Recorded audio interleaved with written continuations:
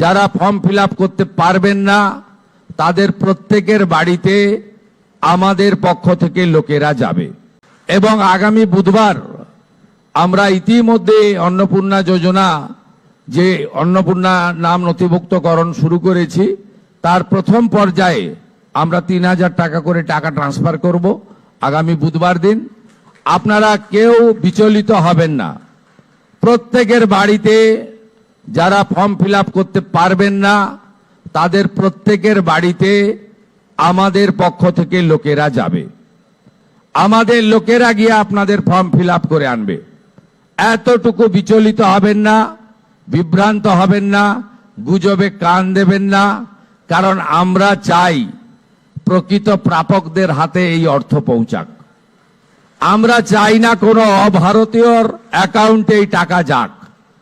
আমরা চাই না যে পুরুষদের অ্যাকাউন্টে মহিলাদের এই কর্মসূচির টাকা যাক। ইতিমধ্যে রাজ্যের বহু জায়গা থেকে অবৈধভাবে পুরুষরা যারা লক্ষ্মীর ভান্ডার পাচ্ছিলেন গ্রেপ্তার হয়েছেন। আপনাদের সরকারের অর্থ, এই সরকার স্বচ্ছতার সঙ্গে কাজ করবে, এই সরকার ফাইন্যান্সিয়াল ডিসিপ্লিন মেনে কাজ করবে। পশ্চিমবাংলায় যারা প্রকৃত প্রাপক তাদের প্রত্যেককে চিহ্নিত করে খুঁজে বের করে তাদের কাছে মাননীয় প্রধানমন্ত্রীর দেওয়া, আমাদের দেওয়া সংকল্পপত্রের প্রত্যেকটা বাক্য শব্দ পূরণ করার দায়িত্ব আপনাদের সরকারের। আপনাদের সকলকে অভিনন্দন জানিয়ে আমাদের রাজ্যসভার সাংসদ বলেছেন, এতদিন ধরে দলের সরকার চলতো। আমাদের সংবিধান কিন্তু দলের সরকারের কথা বলে যায়নি। সংবিধান বলে গেছে for the people, by the people, of the people. আমাদের সরকার এবার থেকে আপনাদের for the people, by the people, of the people নীতিতেই চলবে।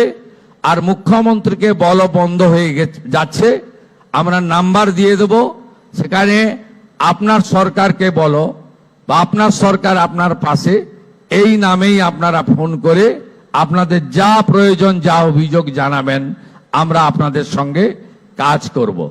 আগামী 22 তারিখ আমাদের রাজ্য বাজেট হবে।